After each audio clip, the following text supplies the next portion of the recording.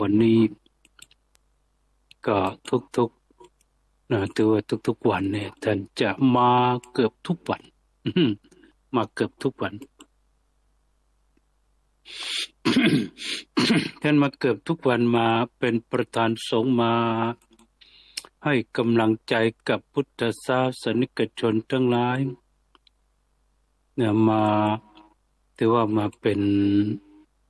กำลังใจมาเจริญศรัทธากับคณะท่านเจ้าภาพทุกคณะเลยทุกคณะที่มาร่วมบุญกุศลทุกวัน ประมาณแล้วเห็นท่านอธิการบดีก็คณะเจ้าภาพก็ชื่นใจละ คณะเจ้าภาพก็ชื่นใจละ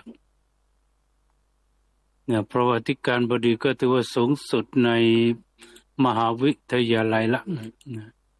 ในมหาวิทยาลัยมาก็เป็นขวัญและกำลังใจ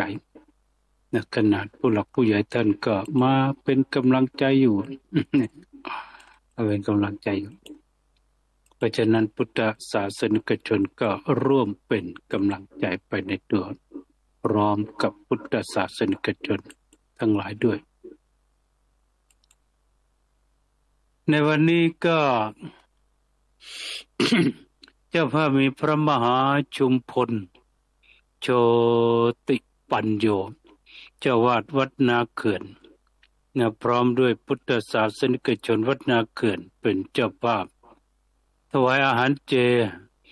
รับรองคณะสงฆ์จากวัดจงไถซันสาธารณรัฐประชาชนจีนไต้หวัน คณะที่สองคุณแม่ปองศรีคุณพัฒนศรีชยันบูรณ์พระสิริชัยพัตตโกเป็นเจ้าภาพถวาย อาหารเจตลอดเดือนพฤศจิกายนคณะที่สามคุณแม่ทองดีบุญประเสริฐ เป็นเจ้าภาพบริจาคข้าวผัดอาหารและน้ำไฟจำนวน 2,000 บาทถวายกล้วยน้ำว้าในจำนวน30 หวีคณะที่สี่เป็นคณะของคุณแม่หงทวีมนูนและครอบครัว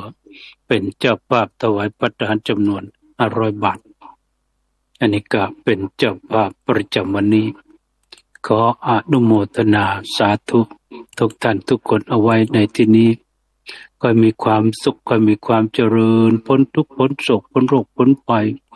พ้นจากสัพพะเคราะห์เสนียดจันไรทั้งหลายสิ้นจงอยู่เย็นเป็นสุขสมบูรณ์ผลสุขทุกประการขออนุโมทนาเอาไว้ในที่นี้สำหรับท่านที่ประสงค์ต้องการที่จะร่วมบุญร่วมกุศล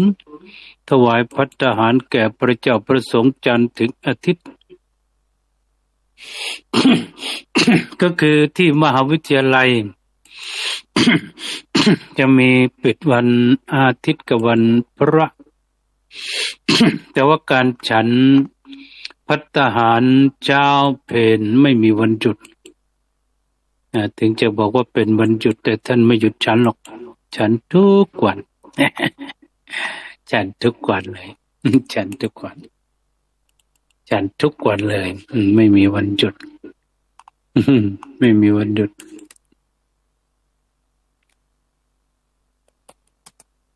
อันนี้ก็เป็นพระเจ้าประสงค์ที่มาร่วมฉันภัตตาหาร เป็นประจำทุกวันนะเป็นประจำทุกวันเป็นประจำทุกวันขออนุโมทนา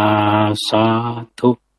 กับคณะท่านเจ้าภาพทุกท่านทุกคนเอาไว้ในที่นี้เอาไว้ในที่นี้ที่ได้มีจิตเลื่อมใสมีใจศรัทธาเสียสละจตุปัจจัยทายทานของท่านได้มาร่วมบุญร่วมกุศลกับพระสงฆ์300 ถึง 400 รูป300 ถึง 400 รูปท่านอื่นที่ประสงค์มีความประสงค์ต้องการจะร่วมบุญร่วมกุศลทำนองนี้ก็ ทำภัตตาหารไปก็ได้หรือบริจาคปัจจัยก็ได้หรือร่วมบริจาคผ่านทางเคาน์เตอร์สวิตของมหาวิทยาลัยก็ได้ เคาน์เตอร์เซอร์วิสก็ได้หรือจะไปร่วมบริจาคด้วยมือของท่านเองก็ได้ไปร่วมประเคนแล้วก็ร่วมทำบุญตักบาตรแล้วก็รับพรจากพระสงฆ์ผู้ใหญ่300 ถึง 400 รูปที่มหาวิทยาลัยมหาจุฬาลงกรณราชวิทยาลัยอันนี้ก็ฝากท่านสาธุชนท่านผู้ฟังทั้งหลายเอาไว้ในที่นี้เอาไว้ในที่นี้สำหรับใน เมื่อวานซืนนี้ ก็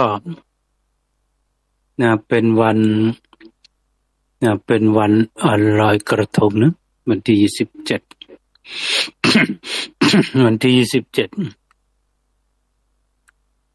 วันที่27เป็นวันลอยกระทงเป็นวันลอยกระทงเป็นวันลอยกระทงก็ได้กล่าวถึงวันลอยกระทงมา ให้ท่านสาธุชนได้ติดตามสดับรับฟัง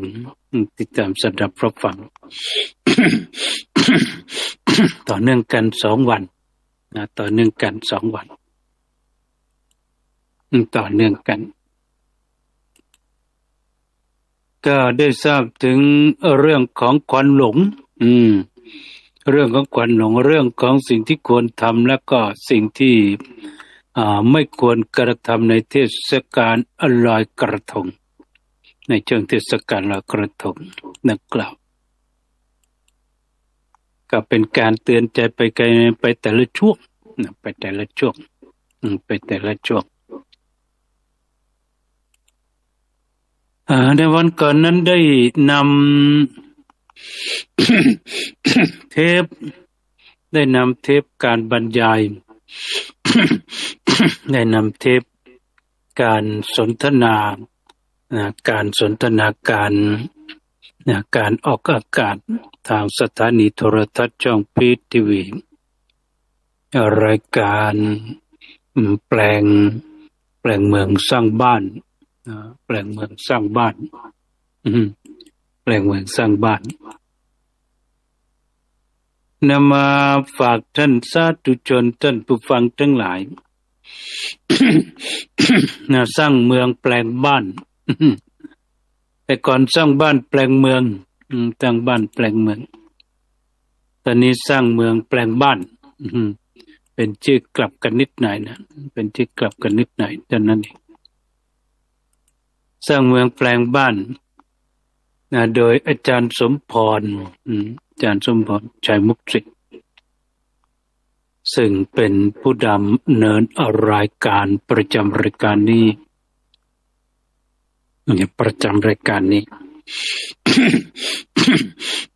ก็ ท่านที่ติดตามคงจะ ได้รับชมไปแล้วล่ะอาตมาภาพก็นำมาให้ ท่านสาธุชนได้รับชมแล้วก็รับฟังกันอีกครั้งหนึ่งก็คือทาง Facebook ทาง Facebook พระสุทีวีระบัณฑิตพระสุทีวีระบัณฑิต Facebook ก็จะมีประมาณ 3-4 เฟซสาธุชนจองมาเป็นแอดเฟรนด์เป็นเพื่อน เป็นเพื่อนกันได้แต่ว่าไม่ได้รับท่านที่แอดเข้ามาที่รู้จักบ้างไม่รู้จักบ้างแต่สำหรับญาติโยมสมาชิกก็จะรับกันหมด ที่ไม่ได้รับอยู่ประมาณ900 กว่าถึง 1,000 กว่า900 กว่าถึง 1,000 กว่าคนด้วยกันแต่ว่าที่จำนวนก็เกือบเต็มละเกือบเต็ม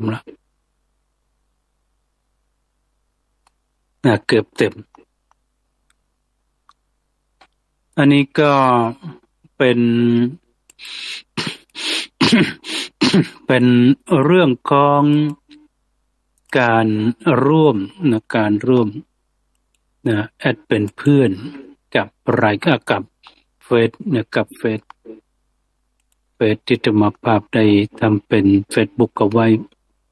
เป็นประโยชน์เวลามีกิจกรรมเวลาอะไรต่ออะไรนี่ก็สามารถที่จะติดตามสามารถที่จะทราบกิจกรรมได้นะทราบกิจกรรมได้ ไม่ตกนะไม่ตกเทรน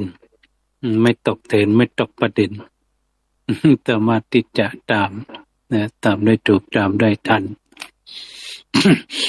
ตามได้ถูกตามได้ทันสถานการณ์ต่างๆนะตามได้ถูกตามได้ทันสถานการณ์ต่างๆได้อันนี้ก็ติดต่อแล้วก็ติดตามทาง Facebook ทางเพจ ทาง TikTok ทาง Instagram แล้วก็ทาง YouTube เนี่ย YouTube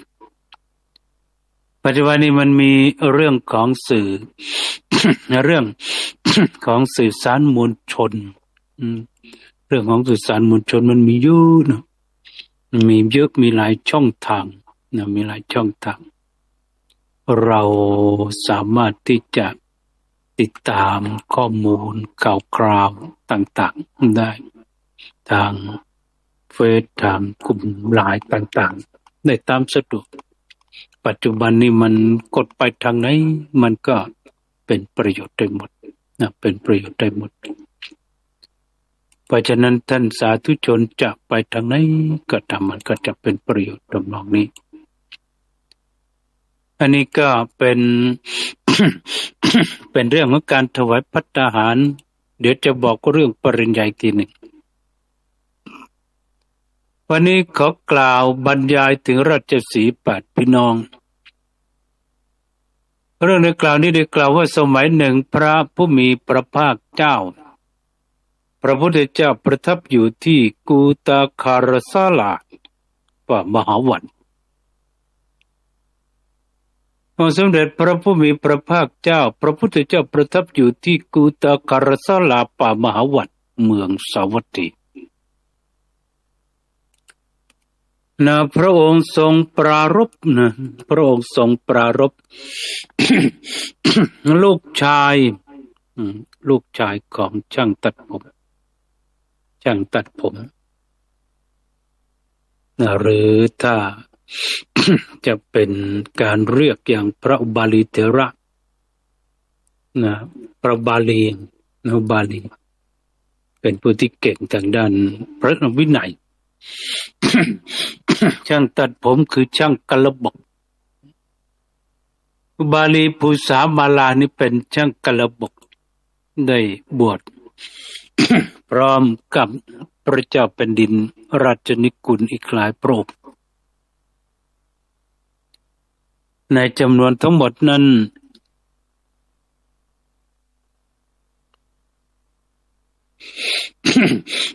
ก็ปรารภให้อุบาลี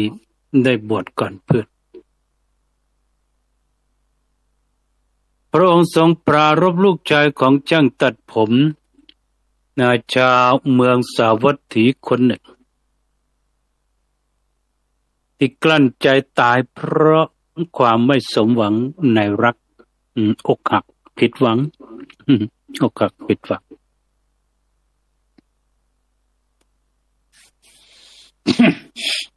ได้ตรัสเรื่องในอดีตให้ฟังว่ากาลครั้งหนึ่งนานมาแล้วพระโพธิสัตว์เกิดเป็นราชสีห์ มีน้องชาย6 ตัวและน้องสาว1 ตัวราชสีห์น้องชาย6น้องสาว1อาศัยอยู่ในถ้ำทองแห่งหนึ่งในป่าหิมพานต์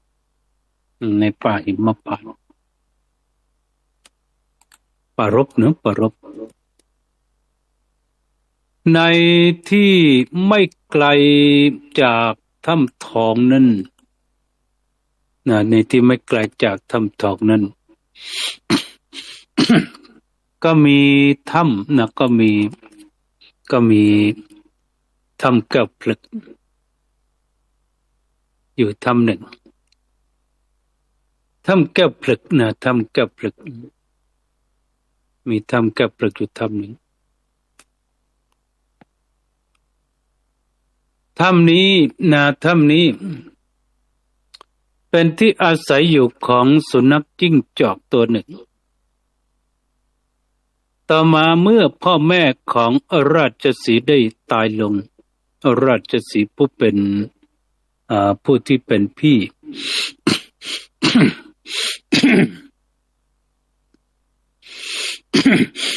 จึงให้ราชสีห์น้องสาวอยู่เฝ้าถ้ำส่วนพวกตนเองนั้นก็ ออกหาอาหารออกหาอาหารออกหาอาหารเมื่อได้อาหารมาแล้วก็พากันกินส่วนหนึ่งนำอาหารอีกส่วนหนึ่งมามอบให้กับน้องสาวที่ถ้ำเป็นลักษณะเช่นนี้อยู่ เป็นลักษณะเช่นนี้อยู่เป็นประจำอยู่มาในวันหนึ่งเมื่อราชสีห์ผู้เป็นพี่ทั้ง7 ตัวนั้นได้ออกไปหาอาหารแล้วสุนัขจิ้งจอกที่อาศัยอยู่ที่ถ้ำพลึก ได้เดินทางมาที่ถ้ำทองพร้อมกับพูดเกี่ยวพาราสีพูดเกี่ยวพาราสีนางราชสีห์สาวว่าแม่ราชสีห์น้อยเรามี4 เท้าเจ้าก็มี4 เท้าเหมือนกันเท่ากัน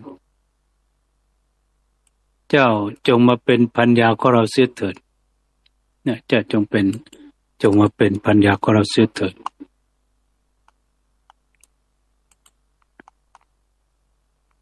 นางสาวราชสีห์หรือว่านางราชสีห์สาวนั้นได้ฟังคำของสุนัขจิ้งจอกเช่นนั้นก็รู้สึกคิดน้อยใจว่าเราเป็นสัตว์ตระกูลสูงเรานี่เป็นสัตว์ตระกูลสูงสุนัขจิ้งจอกนี่เป็นสัตว์ตระกูลต่ำเป็นสัตว์ตระกูลต่ำมันพูดไม่ไพเราะเอาซะเลย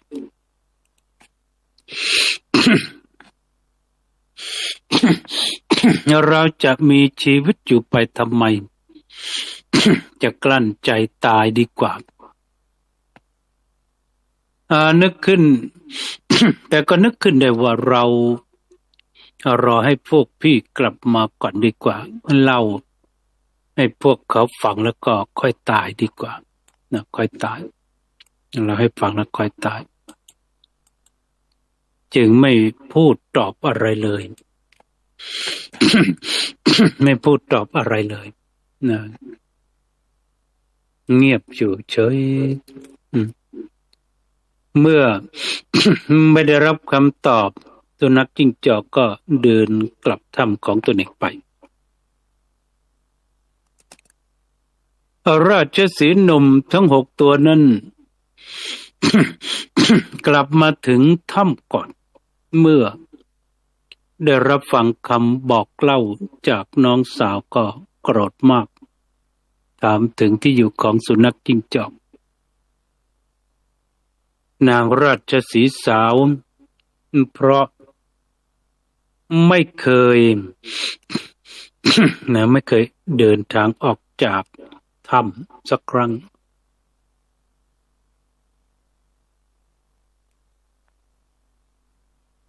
เข้าใจว่าสุนัขจิ้งจอกอยู่กลางแจ้ง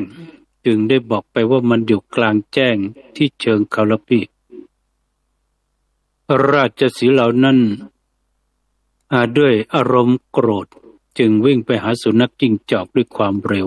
หวังจะขย้ำให้ตายครั้งเดียวได้ชนเข้ากับถ้ำพลึกนอนตายอยู่ที่นั่นทั้ง6 ตัว ตกเย็นเมื่อราชสีห์ โพธิสัตว์กลับมาถึงถ้ำก็ทราบเหตุการณ์นั้นแล้วก็ทราบเหตุการณ์นั้นแล้วพอน้องสาวบอกว่าสุนัขจิ้งจอกอยู่กลางแจ้งที่เชิงเขาเท่านั้นก็คิดว่าพวกสุนัขจิ้งจอกไม่เคยอาศัยอยู่กลางแจ้งมันต้องนอนอยู่ในถ้ำแก้วพลึกแน่นอนเดินไปที่เชิงเขา เห็น ราชสีห์ น้องชายทั้ง6 ตัวนั้นนอนตายอยู่จึงได้พูดขึ้นว่าพวกนี้ คงจะไม่รู้ว่าสุนัขจิ้งจอกนอนในถ้ำพลึกในแก้วถ้ำพลึกไม่ทันใช้ปัญญาพิจารณาตรวจสอบจึงวิ่งชนถ้ำตายเสียหมดการงานของผู้ไม่พิจารณาแล้วรีบทำก็เป็นอย่างนี้กันทุกคนละแล้วก็ได้กล่าวว่า ได้กล่าวคาถาว่าการงานเหล่านั้นย่อมเผาบุคคลผู้มิได้พิจารณาแล้วรีบร้อนจะทำให้เสร็จเหมือนกับของร้อนเหมือนกับของร้อนที่บุคคลไม่พิจารณาก่อนแล้วใส่เข้าไปในปากใส่เข้าไปในปาก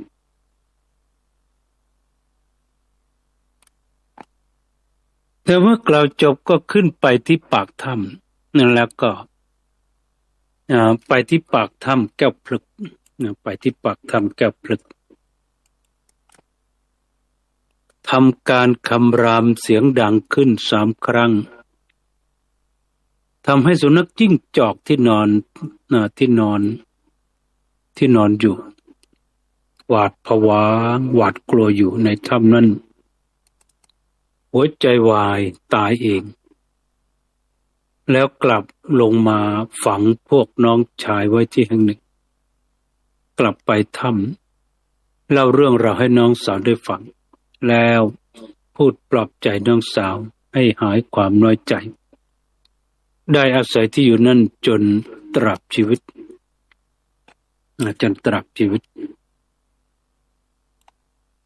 จุดสำคัญก็คือ คือเรื่องพิจารณาการทำงานอย่าด่วนตัดสินใจอะไรอย่าด่วนตัดสินใจอะไรก่อนคนที่ด่วนตัดสินใจทำอะไรก่อนโดยไม่พิจารณานี่ก็จะอันตราย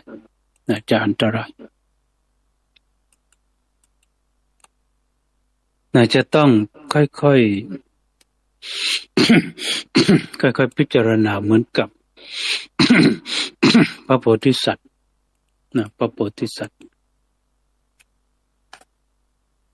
แม้แต่จะเป็นเรื่องของการพูดจะเป็นเรื่องของการกระทำเป็นเรื่องของการกระทำก็เหมือนกันต้องใช้วิจารณญาณต้องใช้ความใคร่ครวญจะต้องใช้การวิเคราะห์อย่าประมาททุกอย่างปัญหาอุปสรรคต่างๆก็ต้องค่อยๆพิจารณาแล้วก็ทำงานไม่อย่างนั้นก็จะพลาดแล้วก็เสียท่าบทบาลีที่ว่านิสสัมมะกะอรนังสยโยนิสสัมมะกะอรนังสยโย นิสสัมมะกะอรนังสยโยเป็นบทบาลีนิสสัมมะนิสสัมมะกะอรนังสยโยนิสสัมมะกะอรนังสยโยใคร่ครวญให้ดีเสียก่อนแล้วค่อยกระทำนิสสัมมะกะอรนังสยโยเป็นพระพุทธพจน์เป็นพระพุทธพจน์ของสมเด็จพระผู้มีพระภาคเจ้า นะของพระผู้มีพระภาคเจ้านิจจมักกรณังไสโยใคร่ครวญใคร่ครวญก่อนแล้วจึงทำดีกว่าหมายความว่าคิดก่อนทำ คิดก่อนทำแต่อย่าไปทำก่อนคิดเนี่ยคิดก่อนทำคิดก่อนทำแต่อย่าไปทำก่อนคิด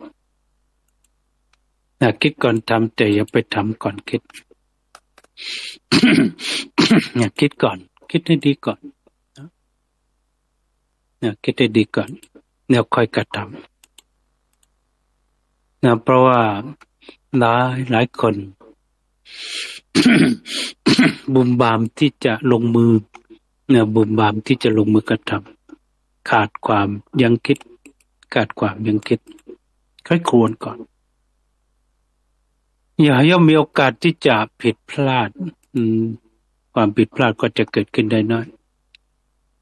เกิดขึ้นได้น้อยถ้าเราใช้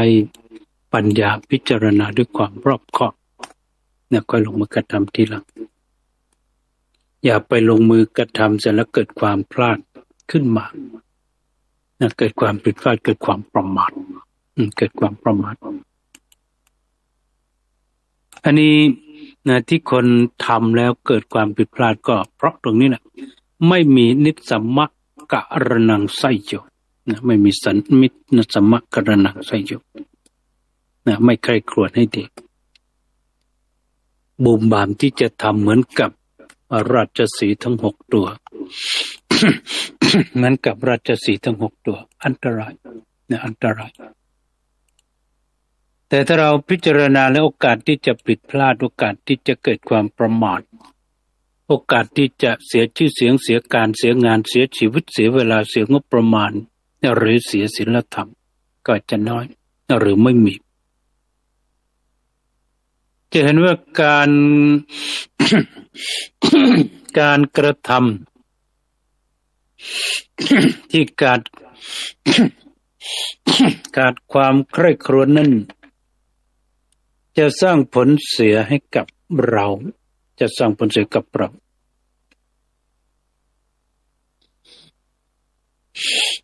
ดังนั้น การจะกระทำการใดๆก็ตามควรใคร่ครวญให้ดีคือคิดก่อนทำคิดก่อนทำอย่าไปทำก่อนคิดก่อนทำอย่าไปทำก่อนคิดนะคิดก่อนทำคิดก่อนทำนะอย่าไปทำก่อนคิดอันนี้ผิดพลาดได้ง่ายหรือ พูดก่อนทำนะแต่อย่าทำก่อนพูด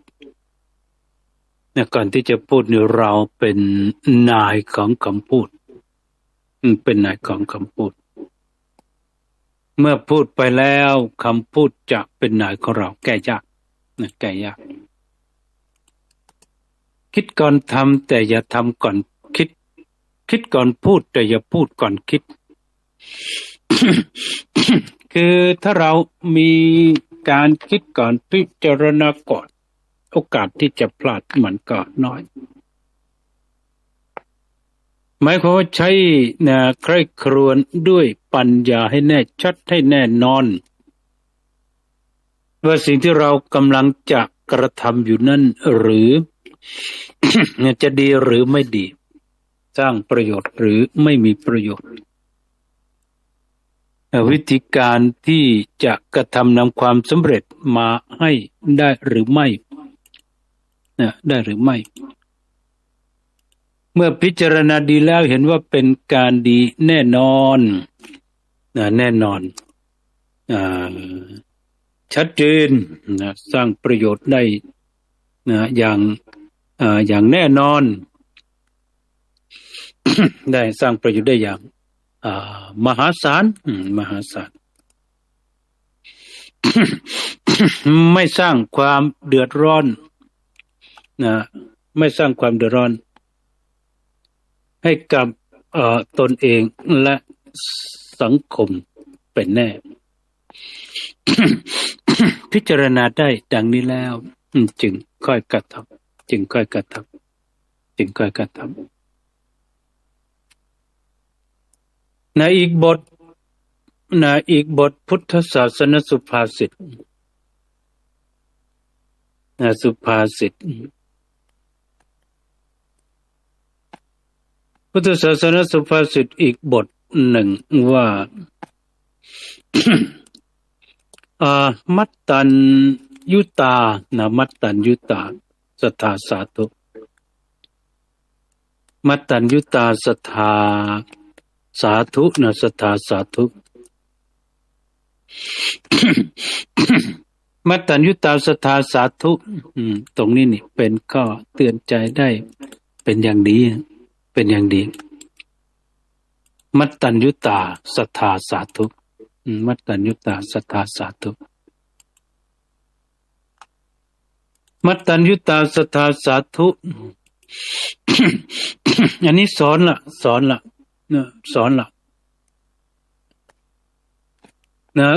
เป็นตัวสอนละว่า การรู้จักประมาณอย่างประโยชน์ให้สำเร็จในการทุกเมื่อการรู้จักประมาณอย่างประโยชน์ให้สำเร็จในการทุกเมื่ออันนี้เป็นพุทธศาสนสุภาษิตสอนใจเป็นบทพุทธศาสนสุภาษิตสอนใจเราท่านทั้งหลายสอนใจเราท่านทั้งหลายสอนใจเราท่านทั้งหลายเป็นข้อเตือนใจได้เป็นอย่างดี เป็นข้อเตือนใจได้เป็นอย่างดีเป็นข้อเตือนใจได้เป็นอย่างดีมัตตัญยุตาสัทธาสาธุ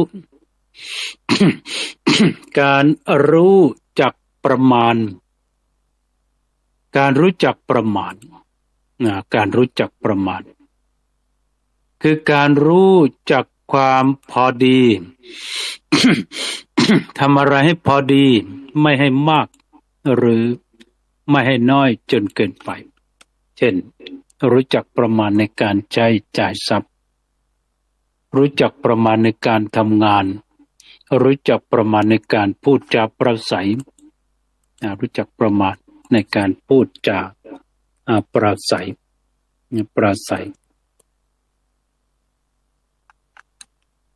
ากประมาณในการพูดจาปราศัยการรู้จักประมาณทำให้เราเป็นคนไม่ขาดและก็ไม่เกินทำอะไรก็พอดีพองามพอเหมาะพอควร พอเหมาะพอควรพอเหมาะพอควรพอเหมาะพอสมเช่นทำงานหาเงิน เรารู้จักประมาณของตัวเองว่าเราไหวแค่ไหนกำลัง ของเรากำลังของเรามีแค่ไหนสู้ได้ขนาดไหนสติปัญญาเรามีแค่ไหน เราก็ทำพอดีกับกำลังความสามารถของเราก็จะไม่เหนื่อยจนเกินไปเราก็จะไม่เหนื่อยจนเกินไปเราก็จะไม่เหนื่อยจนเกินไปอันนี้ไปได้นะมัตตัญยุตาสัทธาสาธุมัตตัญยุตาสัทธาสาธุการรู้จักประมาณย่อมอย่างประโยชน์ให้สำเร็จในการทุกเมื่อ ในการทุกเมื่อซึ่งตรงนี้ ถ้าเราดูกระทู้ธรรม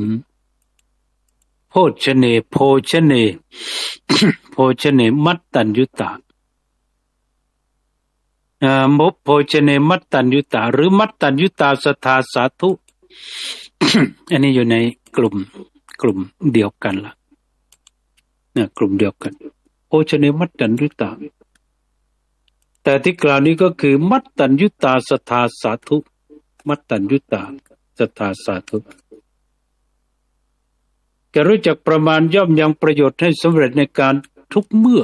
นะในการทุกเมื่อโภชเนมัตตัญญุตารู้จักประมาณในการบริโภคในการบริโภคในการเสพการเสพก็คือการบริโภคนะการบริโภคนะทำนองคล้ายกันนะทำนองคล้ายกันนะทำนองคล้ายกันคือการบริโภคการเสพคุณ การบริโภคการใช้สอยเสื้อผ้าก็เรียกว่าเป็นการเสพการบริโภคการบริโภคเสื้อผ้า แต่ที่จริงก็ไม่ได้ไปกินเสื้อผ้าแต่การใช้เสื้อผ้าการบริโภคเสื้อผ้าการบริโภคอาหารการบริโภคปัจจัยสี่ การบริโภคเป็นสิ่งที่จำเป็นของคนเรานะพระพุทธองค์นั้นได้สอนให้เรา ได้ดำเนินชีวิตบนเส้นทางสายกลางนะบริโภคแต่พองามพอควรอันนี้ก็ฝากเอาไว้ประมาณนี้ท่านผู้ฟังขณะนี้ท่านกำลังติดตามสดับพระบรายการตื่นเถิดชาวพุทธ ซึ่งดำเนินรายการโดยอาตมาภาพเจ้าคุณพระสุทธิวีรบัณฑิตจากวัดศรีสุดารามเขตบางกอกน้อย กรุงเทพมหานครผู้อำนวยการสำนักส่งเสริมพระพุทธศาสนาและบริการสังคมอาจารย์ประจำภาควิชารัฐศาสตร์ปริญญาโทและปริญญาเอกคณะสังคมศาสตร์มหาวิทยาลัยมหาจุฬาลงกรณราชวิทยาลัยก็ต้องขออนุโมทนา ขออนุโมทนากับท่านสาธุชนท่านผู้ฟังทุกท่านที่กำลังติดตามสดับพระรายการนี้มาด้วยดีโดยตลอดก็ฝากกิจกรรมของรายการกับท่านสาธุชนทั้งหลายกับท่านสาธุชนทั้งหลายนั่นก็คือเรื่องของ การร่วม การร่วมเป็นเจ้าภาพนะการร่วมเป็นเจ้าภาพถวายภัตตาหารในงานพิธีประสาท ประสาทปริญญาก็จะเป็นปริญญาตรีปริญญาโทแล้วก็ ปริญญาเอกนะแล้วก็จะเป็นกิตติมศักดิ์กิตติมศักดิ์เข็มเกียรติคุณนะเข็มเกียรติคุณเป็นกิตติมศักดิ์เป็นเข็มเกียรติคุณนะเข็มเกียรติคุณ เข็มเกียรติคุณก็จะมารับวันที่9วันที่10เดือนธันวาคมพุทธศักราช2566 ท่านสาธุชนที่ต้องการจะร่วมเป็นเจ้าภาพถวายภัตตาหารแก่บัณฑิตมหาบัณฑิตและก็ดุษฎีบัณฑิตผู้ที่เข้ารับ ร่วมพิธีประสาทปริญญาประจำปีพุทธศักราช2566ในปีนี้66ในปีนี้ก็สามารถที่จะร่วมกุศลกันได้ เป็นเจ้าภาพภัตตาหารเป็นเจ้าภาพโรงทานนะเป็นเจ้าภาพโรงทานได้หมดเลยเป็นเจ้าภาพโรงทานนะเป็นเจ้าภาพโรงทานได้เป็นเจ้าภาพโรงทานได้ เป็นเจ้าภาพโรงทานได้แจ้ง แจ้งความจำนงได้นะแจ้งความจำนงทำบุญทำกุศลจะเป็นเจ้าภาพโรงทานก๋วยเตี๋ยวจะเป็นเจ้าภาพโรงทานขนมจีนจะเป็นเจ้าภาพโรงทานน้ำปานะจะเป็นเจ้าภาพโรงทานผัดไทยจะเป็นเจ้าภาพโรงทานไก่ย่างส้มตำจะเป็นเจ้าภาพโรงทานได้หมดเลยได้หมดเลย ร่วมกุศลด้วยกันนะร่วมกุศลด้วยกันร่วมกุศลด้วยกัน นี่ฝากท่านสาธุชนท่านผู้ฟังทั้งหลายนะฝากท่านสาธุชนท่านผู้ฟังทั้งหลายได้ มีส่วนร่วมนะมีส่วนร่วมในการบำเพ็ญบุญบำเพ็ญกุศลกับรายการนี้ด้วยกันจะเลี้ยงวันที่9หรือจะเลี้ยงวันที่10ธันวาคมก็ได้นะก็ได้อาจจะเลี้ยงวันที่9วันที่9นี่คือทุกปีที่ผ่านมานั้น ที่มหาวิทยาลัยก็ได้จัดงานพิธีประสาทปริญญาเป็นเวลา4วันเต็มรวมทั้งวันที่เดินทางมาร่วม ก็เป็น5วันนะเป็น5วันนะเป็น5วัน5วันทำการก็ปีนี้เป็นปีแรกที่ลด ลดเพดานจาก4วัน5วันเป็น2วันนะลดจาก4วัน5วันเหลือ2วันก็ลดค่าใช้จ่ายได้เยอะงบประมาณก็ลดได้เยอะลดภาระที่จะต้องไปรับผิดชอบกันได้เยอะนะลดกันได้เยอะเลยล่ะนะลดกันได้เยอะดังนั้นวันที่9วันที่10วันที่9นี่ทั้งเช้าทั้งเพลพระสงฆ์ที่มานี่ก็มีจำนวนพระสงฆ์บัณฑิตอยู่ประมาณ 4,000 กว่ารูปท่าน